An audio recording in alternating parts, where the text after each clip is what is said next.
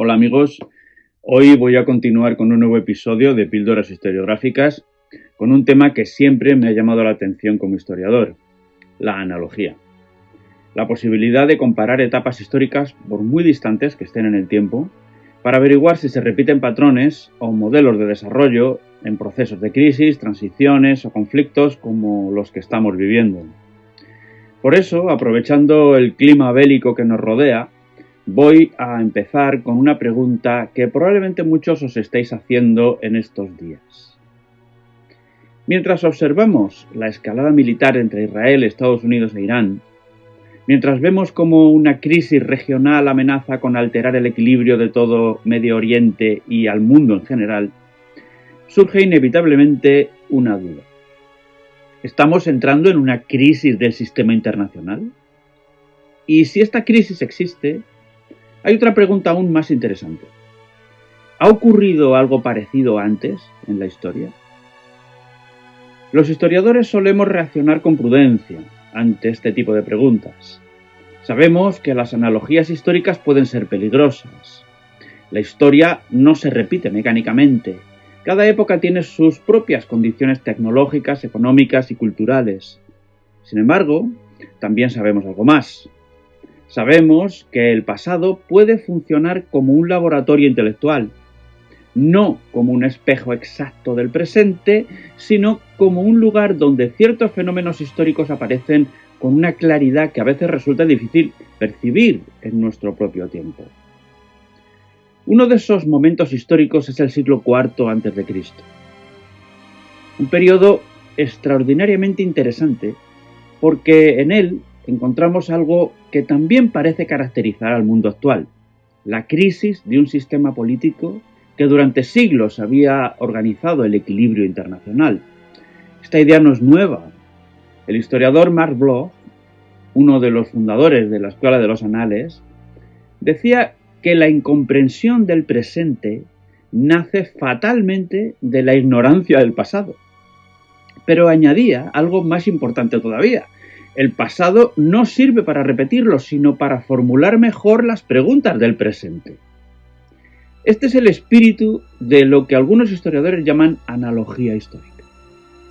Un concepto que ha sido estudiado, por ejemplo, por el politólogo Yuen Foong Kong en su libro Analogies at War, donde analiza cómo los responsables políticos utilizan comparaciones históricas para interpretar las crisis internacionales. Y lo interesante es que muchas de esas analogías no aparecen por casualidad. Suelen surgir en momentos en los que el sistema internacional atraviesa transformaciones profundas. Eso es exactamente lo que ocurrió en el mundo griego en el siglo IV a.C. Para entenderlo, hay que retroceder un poco. Durante siglos, el mundo griego estuvo organizado en torno a un sistema político muy particular, el sistema de las polis, las ciudades-estado. Cada polis era una comunidad política autónoma. Tenía sus propias leyes, su propio ejército y una identidad política muy fuerte.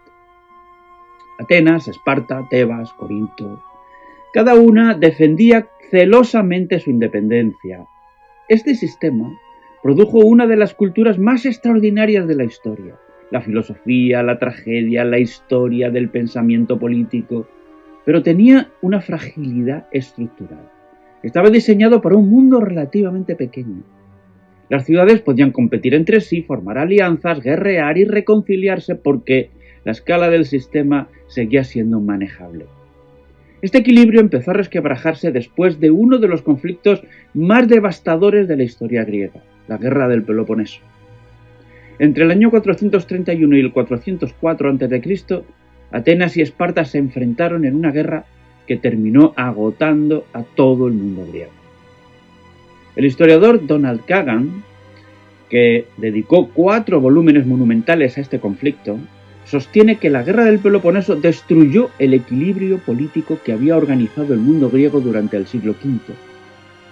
Cuando la guerra terminó, las ciudades seguían siendo autónomas, pero el sistema que las conectaba era cada vez más inestable. Las guerras continuaban, las alianzas cambiaban constantemente, ninguna ciudad conseguía imponer su hegemonía duradera. El sistema seguía existiendo, pero estaba entrando en una fase de fatiga estructural. El historiador alemán Hans Joachim Gerke, especialista en historia del helenismo, ha descrito esta situación como un sistema interpolis incapaz de producir mecanismos de coordinación estables. Y fue en este contexto cuando apareció un actor nuevo, Macedonia. Durante mucho tiempo Macedonia había sido considerada por los griegos una región periférica, pero bajo el reinado de Filipo II, el reino macedonio experimentó una transformación extraordinaria. Filipo reformó el ejército, creó una estructura política más centralizada y desarrolló una diplomacia muy eficaz. El historiador Ian Worthington, uno de los grandes especialistas en Filipo, explica que el éxito macedonio no se debió solo a la superioridad militar, sino a la capacidad del Estado macedonio para actuar de manera coordinada y sostenida. En otras palabras, Macedonia podía operar a una escala que las ciudades griegas ya no podían manejar. Y ese cambio de escala provocó uno de los debates políticos más fascinantes de toda la historia antigua. Un debate entre dos figuras extraordinarias, Demóstenes e Isócrates. Demóstenes es uno de los grandes oradores de la historia. Sus discursos contra Filipo, las famosas filípicas, son una defensa apasionada de la libertad de las ciudades griegas. En esos discursos denunció constantemente la pasividad de los atenienses frente al avance macedonio. En una de sus filípicas dice algo que suena sorprendentemente contemporáneo. Los atenienses, dijo, siempre esperan a reaccionar cuando el peligro ya ha ocurrido. Para Demóstenes, Macedonia era una amenaza directa para la autonomía política que había definido la vida griega durante siglos. Pero al mismo tiempo existía otra interpretación del problema, la de Isócrates. Isócrates era uno de los grandes intelectuales de su tiempo, y su diagnóstico era profundamente provocador. Pensaba que el problema del mundo griego no era solo Macedonia. El problema era que las ciudades griegas se habían vuelto incapaces de coordinarse entre sí. Las guerras internas eran constantes, las rivalidades entre polis impedían cualquier acción colectiva duradera. En este contexto, Isócrates llegó a una conclusión sorprendente. Quizá el sistema político tradicional de las ciudades griegas había alcanzado su límite. Por eso escribió su famoso discurso, el Filipo, dirigido directamente al rey macedonio. En él le propone algo extraordinario: asumir el liderazgo del mundo griego y poner fin a las guerras entre las ciudades. Es una propuesta radical, porque, en cierto modo, implica aceptar que el sistema político que había definido la vida griega durante siglos ya no correspondía al mundo que estaba emergiendo. Y aquí aparece una pregunta que conecta directamente con el presente. ¿Qué ocurre cuando las instituciones políticas en las que una sociedad ha vivido durante generaciones dejan de corresponderse con la escala del mundo en el que esa sociedad opera? Es una pregunta que no pertenece solo al siglo IV a.C. Es también una pregunta que aparece hoy, cuando observamos las tensiones del sistema internacional contemporáneo. Desde la guerra de Ucrania hasta la crisis actual con Irán, lo que parece estar en juego no son solo conflictos regionales, es también el equilibrio de un sistema internacional que fue construido después de la Segunda Guerra Mundial y reorganizado tras el final de la Guerra Fría. Un sistema que durante décadas estuvo marcado por una hegemonía muy clara, la hegemonía occidental. Pero el mundo del siglo XXI es distinto. El ascenso de nuevas potencias, la globalización económica y la transformación tecnológica han cambiado profundamente la escala del sistema. Y es precisamente en momentos así cuando la historia puede ayudarnos a pensar. No para repetir el pasado, sino para reconocer cuándo un sistema histórico está empezando a transformarse. El debate entre Demóstenes e Isócrates no fue simplemente una discusión teórica, fue un debate sobre el destino del mundo griego. y ese debate terminó resolviéndose en el campo de batalla. En el año 338 a.C., en un lugar llamado Queronea, el ejército macedonio derrotó a la coalición formada por Atenas y Tebas.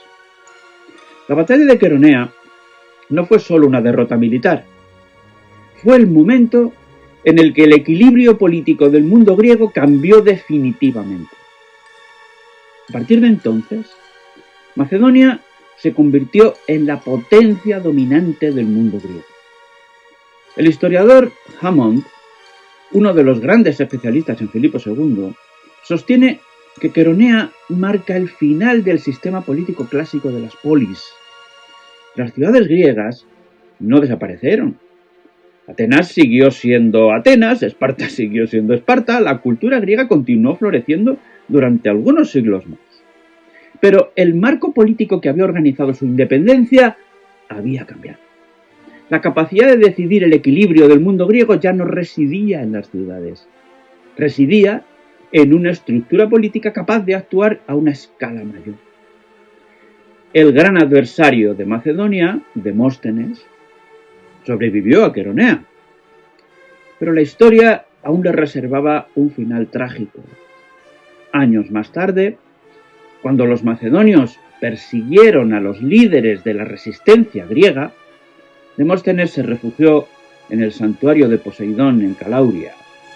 Allí, según cuenta Plutarco, en su vida de Demóstenes, el orador decidió poner fin a su vida antes que caer en manos de los emisarios macedonios. En una escena profundamente simbólica, durante siglos se interpretó como el final de la libertad griega. Pero desde el punto de vista histórico, su significado es más complejo. Demóstenes murió en un mundo que seguía siendo profundamente griego. La lengua griega, la filosofía griega, la cultura griega, todo eso continuó desarrollándose. Lo que había cambiado era el marco político del sistema. Ese es el punto verdaderamente importante. Los sistemas históricos rara vez desaparecen de un día para otro. Durante mucho tiempo continúan funcionando incluso cuando las condiciones estructurales que los hicieron posibles han empezado a transformarse. Los actores históricos siguen actuando dentro de las instituciones que conocen. Responden a crisis sucesivas, intentan preservar el equilibrio que siempre ha existido, y todo retrospectivamente se hace evidente que estaban viviendo una transición histórica. Pero por eso el siglo IV griego resulta tan interesante para los historiadores, porque permite observar con gran claridad un fenómeno que aparece con frecuencia en la historia. Los sistemas políticos entran en crisis cuando el mundo en el que operan cambia de escala. Este fenómeno no aparece solo en Grecia. Podemos observar algo parecido siglos más tarde en la historia del Imperio Romano.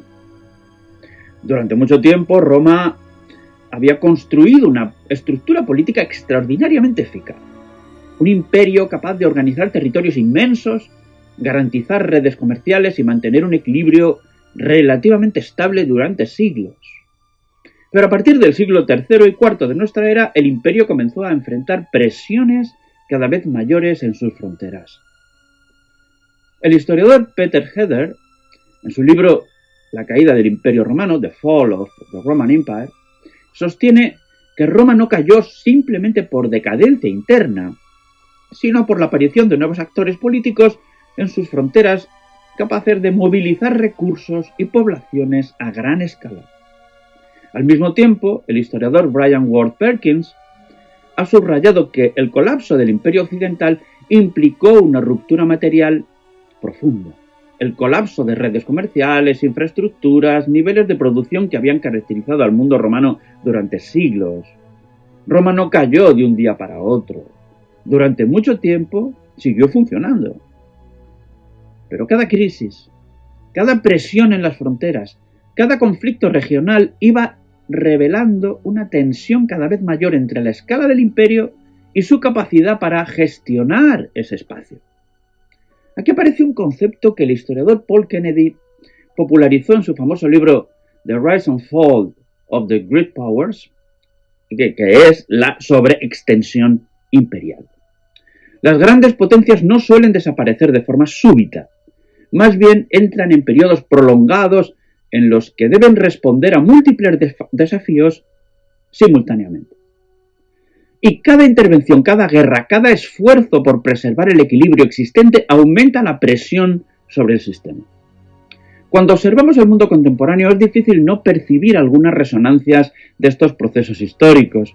Durante décadas, por ejemplo, el sistema internacional ha estado organizado en torno a una hegemonía relativamente clara, la de Estados Unidos y el mundo occidental.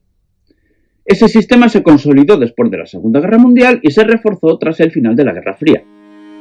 Pero el mundo del siglo XXI es totalmente diferente. El ascenso de China, la reaparición de rivalidades geopolíticas entre grandes potencias, la globalización económica, las transformaciones tecnológicas han alterado profundamente el equilibrio del sistema internacional. En este contexto, las crisis regionales adquieren un significado diferente. La guerra de Ucrania, las tensiones en el Indo-Pacífico o la actual escalada con Irán no son simplemente conflictos locales. Son también puntos de presión dentro de un sistema internacional que parece estar entrando en una fase de reajuste. Esto no significa necesariamente que estemos asistiendo al colapso inmediato de la hegemonía occidental. La historia es mucho más compleja que eso. Las hegemonías pueden adaptarse, pueden reorganizar el sistema, pueden transformarse. Pero lo que aquí sí muestra la historia es que los momentos de transición suelen ir acompañados de una multiplicación de crisis regionales. No porque cada crisis determine por sí sola el futuro del sistema, sino porque esas crisis revelan tensiones estructurales más profundas. Por eso el siglo IV griego sigue siendo un laboratorio histórico tan interesante. No porque el mundo actual sea Grecia, evidentemente no lo es, pero porque muestra con una claridad extraordinaria lo que ocurre cuando las instituciones políticas de una época dejan de corresponderse con la escala del mundo en el que operan. En momentos así, las sociedades siguen actuando como siempre. Siguen utilizando las mismas instituciones, las mismas estrategias, los mismos marcos políticos. Pero poco a poco empiezan a descubrir que el mundo en el que esas instituciones nacieron ya no tiene exactamente el mismo tamaño. Y quizás sea esa una de las lecciones más interesantes que la historiografía puede ofrecer. No decimos qué va a ocurrir, sino ayudarnos a reconocer cuándo estamos viviendo uno de esos momentos en los que el mundo empieza a cambiar de forma. Dadme un like si os ha gustado y os espero en el próximo vídeo. Chao.